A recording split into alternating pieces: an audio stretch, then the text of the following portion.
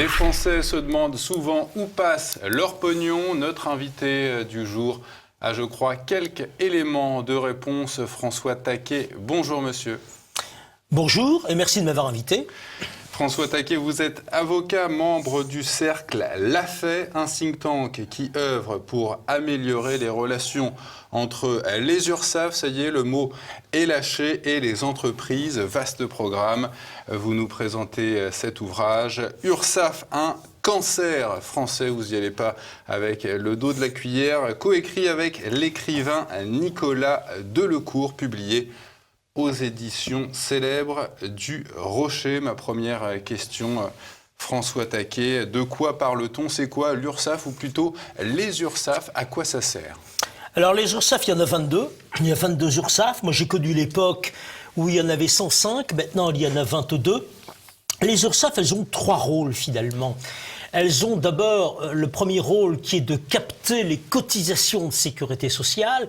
Alors, quand je dis cotisation, ce sont également les contributions, le forfait social. Vous savez qu'en France, on a une inventivité en la matière extraordinaire. Il y a des contributions, des cotisations, des forfaits, etc. La deuxième chose que fait les URSSAF, c'est le recouvrement. URSSAF, ça veut dire Union de recouvrement des cotisations de sécurité sociale et d'allocations familiales. Voilà, absolument. J'allais vous le dire à la fin. Ensuite, c'est le recouvrement. On recouvre les cotisations. Et puis la troisième chose, c'est le contrôle. C'est le contrôle qui est une mission très importante, puisque les URSSAF diligentent en gros 3 fois plus de contrôle que le fisc. Donc il y a une mission en la matière qui est excessivement importante. Alors les chiffres vous sont donnés dans le bouquin.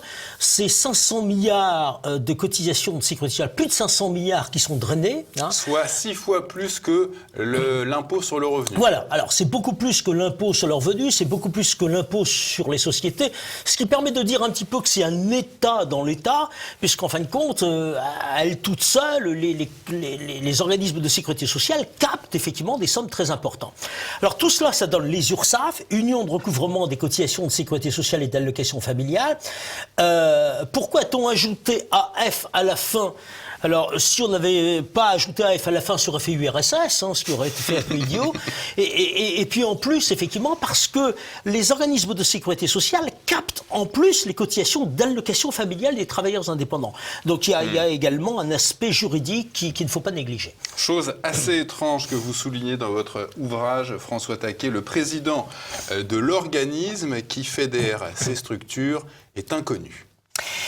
Oui, alors la banque des URSSAF s'appelle l'ACOS, c'est-à-dire l'agence centrale des organismes de sécurité sociale, parce que toutes ces sommes-là, si vous voulez, elles sont envoyées à qui après? Elles sont envoyées à l'ACOS, et ces sommes-là servent à quoi? Elles servent à financer la protection sociale, c'est-à-dire les retraites, la maladie, la vieillesse, les allocations familiales, la dépendance, etc., etc. Donc ce sont des cotisations qui servent à la protection sociale. Donc en soi, et c'est ce que nous avons voulu démontrer dans ce bouquin-là, nous ne sommes absolument pas contre la sécurité sociale, nous ne sommes pas contre les URSSAF non plus, bien évidemment. Il faut des organismes collecteurs, il en faut 22, et le problème ne se pose pas. Le problème qui se pose, c'est beaucoup plus la manière dont ces organismes agissent qui pose difficulté. Alors ça va être justement l'objet de cet entretien. Vous évoquez tout de suite l'ACOS, donc allons dessus. Agence centrale des organismes de sécurité sociale, c'est un organisme privé, contrairement à l'URSSAF. L'ACOS, on en parlait d'ailleurs récemment avec Olivier Pichon et notre amie Héloïse Benamou, qui nous avait fourni un document un petit peu étrange qu'on mettra en post-production. On voit, voilà, ACOS, on voit ce titre avec tout un tas de noms de banques. C'est un document officiel. Bank of America Merrill Lynch, Bread, Citigroup, Crédit Agricole, Crédit Suisse, voilà, il y a un UBS. Qu'est-ce que ça fait? Qu'est-ce que ces établissements bancaires font? C'est quoi le lien avec l'ACOS? Alors, je n'ai pas fait un ouvrage sur la cause, donc je ne peux pas vous en parler directement. Je pense effectivement que tout cela recourt les administrateurs, effectivement, de ces caisses-là, si vous voulez. C'est beaucoup plus du côté des administrateurs qu'il faut chercher les problèmes. Il faut savoir que tous ces organismes, que ce soit l'ACOS ou les URSSAF, ce sont des organismes privés qui gèrent un service public. Qui gèrent un service public. Et donc, ils sont composés d'administrateurs. D'administrateurs. Et quels sont ces administrateurs? Ce sont des administrateurs qui dépendent des syndicats professionnels. Alors, les syndicats de salariés, on les connaît. Puis, vous avez les syndicats d'employeurs. C'est-à-dire les représentants des employeurs. Représentants des employeurs qui représentent le MEDEF, la CPME, etc. Et je pense, effectivement, que vous faites référence à ce type de situation. Voilà, l'ACOS dispose de tout un tas de sommes, de fonds qui viennent en fait placer dans ces entreprises qui sont des banques. Alors ça, je n'en sais rien du tout. Je n'irai pas jusqu'à dire cela parce que notre bouquin ne traite pas de ce type de choses. Je pense effectivement, alors c'est peut-être effectivement, je l'ignore, les placements qui sont faits par l'ACOS. Je n'en sais rien du tout. Quoique ce sont des organismes qui sont quand même très étroitement contrôlés par la Cour des comptes. Et s'il y avait des bévues en la matière, je pense que ce serait, j'allais presque dire, mis en avant. Ou bien c'est un problème d'administrateur. Mais si ce sont des administrateurs, effectivement, ce sont des représentants du MEDEF ou de la CPME. Alors, vous le disiez un petit peu dans votre introduction, François Taquet, voilà, les URSSAF, il s'agit d'un État dans l'État. C'est quand même bien ce qu'on dit souvent d'une mafia, non ? Oui, alors je n'irai pas jusqu'à dire ça, parce que c'est des organismes qui ont une structure légale, encore une fois. Ce sont des organismes qui sont nés à la fin de la Deuxième Guerre mondiale, tout simplement, avec une structure assez bizarroïde, finalement. C'est-à-dire, alors autant en matière fiscale, vous avez une espèce de pyramide qui existe, autant en matière de sécurité sociale, ce sont des organismes qui se superposent. Ce sont des organismes, certes, privés, c'est-à-dire tous les agents de l'URSSAF ont un statut de droit privé, mais en revanche, effectivement, ils sont sous l'œil de l'État. L'État les contrôle par l'intermédiaire de la mission nationale de contrôle. Et puis, ce sont des organismes également qui, j'allais presque dire, sont composés d'administrateurs. Tous les URSSAF, comme tous les organismes de sécurité sociale, sont composés d'administrateurs. Comme je le disais tout à l'heure, devant les commissions de recours amiable, on les retrouve également. Et les présidents de tous ces organismes, les URSSAF, ce sont des personnes issues du MEDEF ou de la CPME. Alors ce qu'on apprend, et ce qui est quand même assez troublant, c'est que l'URSSAF a le pouvoir, détient un peu une partie du pouvoir législatif et du pouvoir judiciaire. C'est quoi cet embrouille ? Alors, oui, vous résumez un peu, mais ce que je veux dire, que tous ces organismes-là ont des moyens de pression qui sont des moyens de pression extraordinaires. Ils ont des moyens de pression extraordinaires. Pouvoir de faire modifier la loi ou de tenir tête à la Cour de cassation et à un ministre, en l'occurrence c'était Madame Buzyn, pouvoir également de sanctionner sans passer par le juge. Bien sûr, bien sûr. Donc là, la séparation des pouvoirs vole en éclats. Alors, oui, bien sûr. D'abord, si vous voulez, vous avez tous les ans ce qu'on appelle les lois de financement de la sécurité sociale, les LFSS, effectivement, tous les ans, qui financent la sécurité sociale. Et inutile de vous dire que si les organismes de sécurité sociale ne veulent pas d'un amendement ou ne veulent pas d'une disposition, elles seraient retoquées. Ça, c'est totalement évident. Donc, ils ont la possibilité, et c'est ce que je voulais dire, effectivement, en ce sens-là, de faire un peu la loi, entre guillemets, parce qu'ils ont des moyens de pression qui sont des moyens de pression considérables.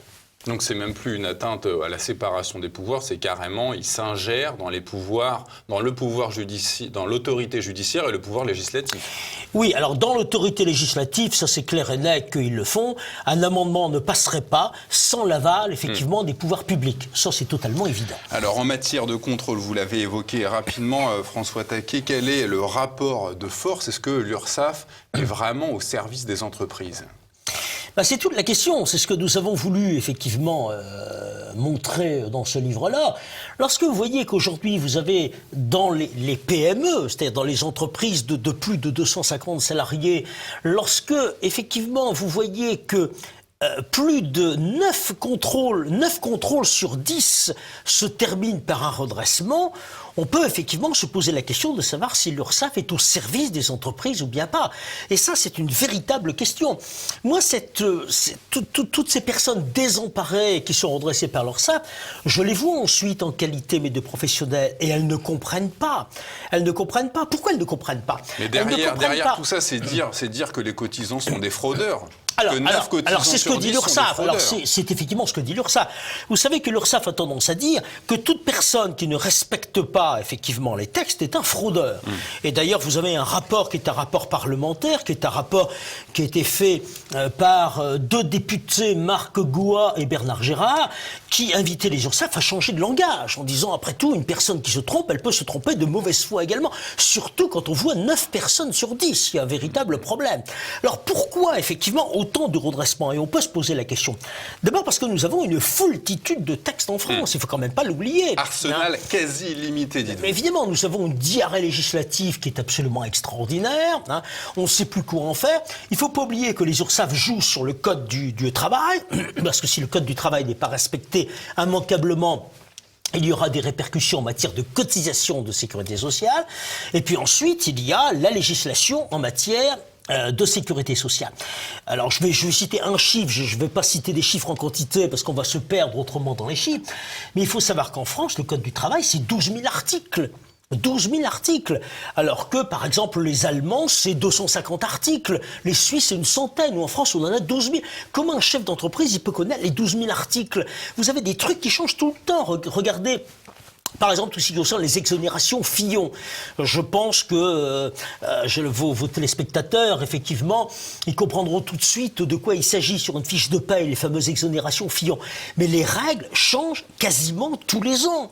Donc là, il y a un véritable problème à ce niveau-là. Il y a quand même une volonté de nuire à ce niveau-là. Alors, il y a une volonté. Alors là, c'est pas la faute de l'URSSAF, c'est la faute du législateur.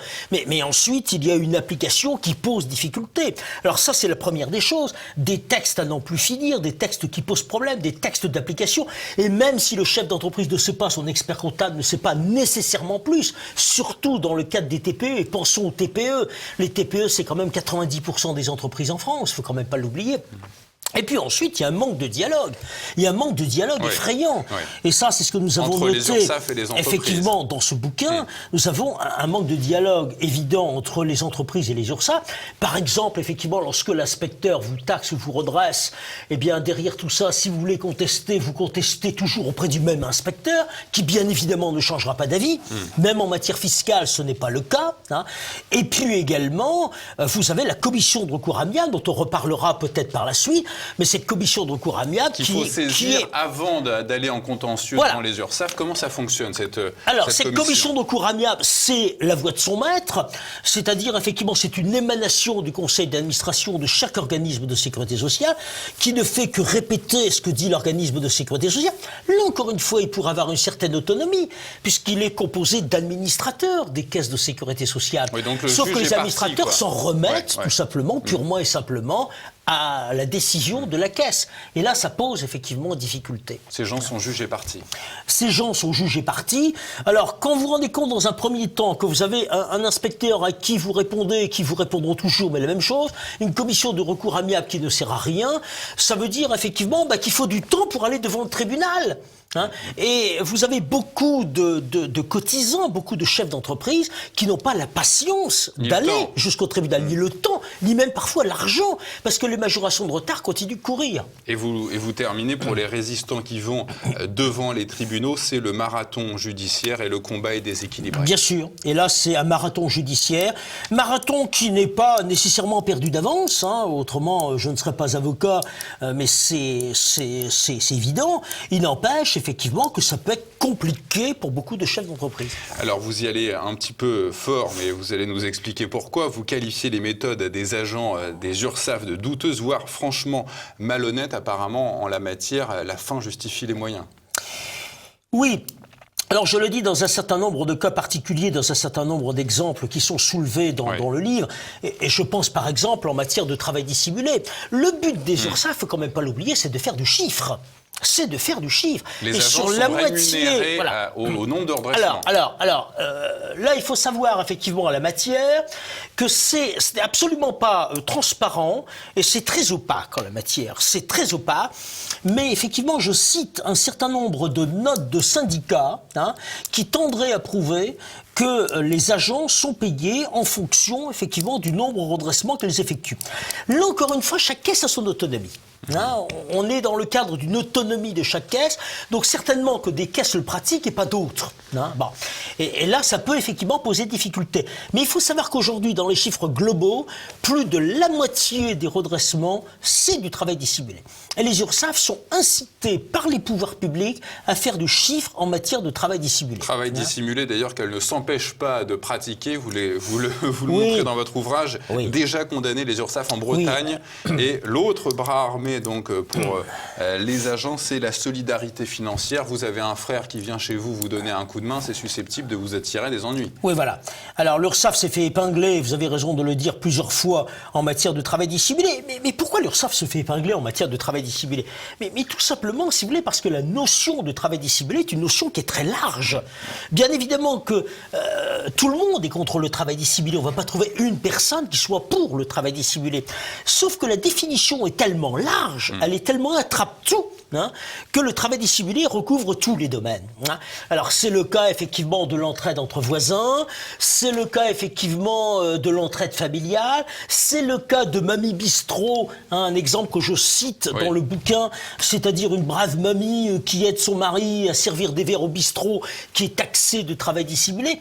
C'est le cas encore plus comique, tragicomique, d'un individu qui était dans un bar en Bretagne, qui rapporte son verre au comptoir du bistrot. Il y avait là effectivement un agent de l'URSSAF, paf, travail dissimulé. Donc là, on sombre dans le ridicule, dans le comique. Sauf que derrière tout ça, il y a de l'humain. Sauf que derrière tout ça, on a des procédures qui traînent et des gens qui sont obligés d'encaisser les procédures. On a des commissions de recours amiable qui ne font pas leur boulot parce que tous ces litiges, eh bien, ils pourraient ne pas aller devant les tribunaux si ça s'arrêtait avant devant les commissions de recours amiable.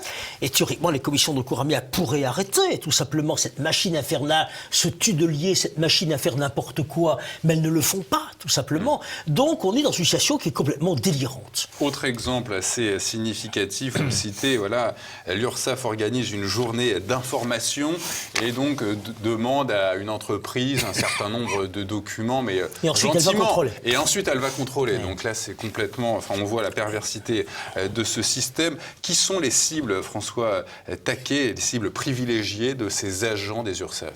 Alors il n'y a pas de cible privilégiée, si vous voulez. Il y a ce qu'on appelle des contrôles systématiques, évidemment. Il y a des contrôles systématiques parce que toutes les entreprises sont régulièrement contrôlées par les URSSAF. Et puis il y a parce que nous sommes en France, il ne faut quand même pas l'oublier, et vous avez tout le système de la délation, et le système de la délation qui fonctionne malheureusement bien, on va être très direct, et puis vous avez également, si vous voulez, les échanges des fichiers entre administrations, l'administration fiscale, l'administration du travail, etc., etc. Et puis vous avez le travail dissimulé, encore une fois, aussitôt que l'URSSAF a vent, effectivement, de système, sur le travail dissimulé, paf, les URSSAF se mettent en route, et on met en œuvre le travail dissimulé, on met en œuvre la procédure de travail dissimulé.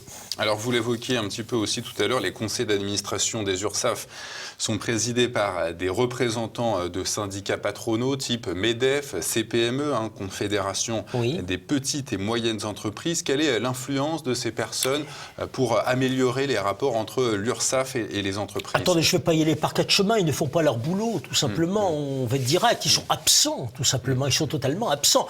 Ils jouent plutôt le rôle de figurant que d'autre chose. Je souhaiterais justement qu'ils aient un rôle beaucoup plus important. Ils sont rémunérés, ces gens? Alors non, ils font ça à titre bénévole, ils ne sont pas rémunérés effectivement. C'est quoi, c'est pour la gloire ou... Pour leur fonction. Alors ça, je ne sais pas, allez leur demander. Mais en tout cas, effectivement, ils ne font pas ça pour l'argent. Mais le gros problème... Vous en êtes sûr? Ah non, il ne faut pas ça pour l'argent parce qu'ils ne sont pas rémunérés. Mais en revanche, effectivement, le problème qui se pose vis-à-vis de ces personnes-là, d'abord, ces personnes-là, j'ai l'impression qu'ils n'ont pas les compétences. Et ça, c'est un énorme problème. Vous savez, quand on va dans des commissions de recours amiable, si on veut s'opposer aux URSSAF, il faut les compétences pour s'opposer. Mais malheureusement, ils ne les ont pas. Ils n'ont pas les compétences, ils n'ont pas le temps, ils n'ont pas les compétences, il faut ça en dehors de leur boulot, etc., etc. Ils n'ont ni les compétences, ils n'ont ni le temps également, parce qu'il faut savoir, effectivement, vous avez des masses de dossiers étudiés, pour lesquels, en règle générale, et c'est là où ça devient encore une fois tragicomique, vous avez dans les URSSAF ce qu'on appelait des pré-commissions de recours amiable. C'est-à-dire que dans beaucoup de situations, quasiment, les décisions sont, je ne veux pas dire elles ne sont pas prises, mais elles sont tout au moins cogitées avant le conseil d'administration ne se soit réuni, ce qui est tout à fait paradoxal. Hein. Donc, alors, si vous voulez, ça explique que le système fonctionne très difficilement. Alors justement, l'amateurisme, les erreurs grossières que l'attitude, les juges adoptent-ils face à cela ? Alors c'est très difficile à dire, si vous voulez, parce que le juge, il juge en droit. Hein, le juge, il juge en droit. Le seul problème, c'est que, vous savez, on est dans un pays qui est très compliqué en France, où il faut amener les personnes à aller en contentieux. Et c'est ça la difficulté. Vous savez que sur un redressement URSSAF, sur les redressements URSSAF, vous n'avez en gros que 10% des personnes qui contestent. C'est un peu la mentalité française, tout le monde râle, mais peu de personnes contestent. Hein. Alors les personnes râlent parce que elles n'arrivent pas à s'exprimer vis-à-vis de l'inspecteur, elles râlent parce que la commission de recours amiable ne sert à rien, mais si après on leur parle effectivement de tribunal, c'est des frais complémentaires, effectivement, donc les personnes hésitent à y aller. Hein. Et pourtant, je vous dirais, je vais un peu prêcher pour ma paroisse en tant qu'avocat, qu'on a des résultats qui sont souvent très surprenants. Parce que justement, les juges tiennent compte de l'aspect juridique, tiennent compte du droit, qui en général a été abandonné devant la commission de recours amiable. Et encore une fois, les URSSAF prêchent pour leur paroisse. Même Gérald Darmanin, donc, qui est aujourd'hui ministre de l'Intérieur, mais à l'époque où vous avez écrit ces lignes, il était encore ministre des Comptes publics. Même lui a admis le manque de bon sens dans la structure qui supervisait, donc les URSSAF, après le tweet d'un jeune entrepreneur floué. Le tweet, maintenant, c'est la nouvelle arme des cotisants. En tout cas, c'était... Parce que le ministre avait réagi immédiatement après le tweet en disant... En tout cas, c'était l'arme de Gérald Darmanin. Alors, il y a eu des exemples, effectivement. Il y a eu l'exemple du restaurateur qui s'était fait piquer parce qu'il y avait eu un avantage en nature repas alors qu'il mangeait sur le pouce. Il avait été taxé d'environ 15 000 €. Et donc, par un tweet, Gérald Darmanin a dit que les URSSAF avaient manqué de discernement. De même, il y a eu de la communication qui était faite concernant la Belge et concernant l'armée du salut, qui avait eu un redressement également, Emmaüs également, pour le petit pécule qui était donné aux compagnons, ce qui était quelque chose d'absolument extraordinaire, alors que finalement toutes ces associations font le boulot de l'État, finalement. Hein. Eh bien, là encore une fois, ça s'est réglé rapidement, l'État abandonné, parce que l'État s'est trouvé ridicule devant ce type de situation. Mais là, encore une fois, il y a une leçon à retirer de cela. C'est pourquoi ces dossiers sont-ils allés assez loin, finalement. Parce qu'ils auraient pu s'arrêter avant. Hein, parce qu'il y a des conseils d'administration, parce qu'il y a des administrateurs, il y a des représentants des entreprises. Donc pourquoi ces dossiers sont-ils allés aussi loin ? Alors, au-dessus de notre ministre Gérald Darmanin, il y a le président Macron. En 2018, il déclarait « Votre ami, c'est l'URSSAF ». En 2019, il change un peu. Il est compliqué de changer les réflexes et la culture. Cette dernière déclaration, c'est la reconnaissance de l'État profond. Bon, je crois que sa dernière déclaration concernant l'URSSAF Ami des entreprises, ça avait été une bêtise. Et d'ailleurs, tout de suite, effectivement, beaucoup d'entrepreneurs sont intervenus en disant l'URSSAF n'est pas un ami, c'est un ennemi. Et certains ont dit l'URSSAF n'est pas un ami, c'est un cancer. D'où effectivement cette expression, d'où le titre l'URSSAF est un cancer. Un cancer, c'est quoi ? Ce sont des cellules, tout simplement, qui migrent, et ce sont des cellules qui deviennent incontrôlées, incontrôlables. Et c'est ce que cet adhérent de Twitter avait voulu dire, je pense. Hein. Et il avait raison. Alors, dernière question, François Taquet, vous expliquez qu'avec le Covid, il semblerait que les agents des URSSAF aient un petit peu mis la pédale douce sur les redressements, en tout cas les contrôles puis les redressements. Qu'est-ce qu'il adviendra après quand l'activité reviendra, si elle revient ? Alors, vous savez, dans les URSSAF, il y a toujours une double personnalité. Il y a le fameux Dr Jekyll et Mr Hyde, hein, c'est un petit peu ça. En temps de crise, il est évident que les URSSAF ne peuvent pas trop étrangler les entreprises. Elles ont beaucoup de mal. Elles ne peuvent pas trop les serrer, parce que si elles les serrent trop, bah oui, elles en vivent. Elles en vivent. Donc il faut aller jusqu'à un certain point. Moyennant quoi, il faut énormément de communication, voire de propagande, entre guillemets. Ils ne se gênent pas trop pour le faire, en disant l'URSSAF est à vos côtés, l'URSSAF aide les entreprises, etc., etc. En fin de compte, ils n'aident pas, ils ne font que remettre effectivement des sommes à plus tard. Bon, lorsque les temps deviendront meilleurs, je pense effectivement que le Dr Jekyll va abandonner effectivement ses vêtements et se convertir en Mr Hyde, ça j'en suis quasiment certain. François Taquet, vous signez donc avec Nicolas Delecourt cet ouvrage à charge, URSSAF, un cancer français, que nos téléspectateurs pourront retrouver sur la boutique officielle de TV Liberté. Et pour ceux que ce sujet passionne, ils pourront également, je ne sais pas si je devrais le faire, mais aussi faire pas la promotion, mais disons évoquer cet ouvrage d'Héloïse Benamou, voilà, qui parle aussi de l'ACOS et de ses liens avec certaines grandes banques internationales. François Taquet, merci. Merci à vous.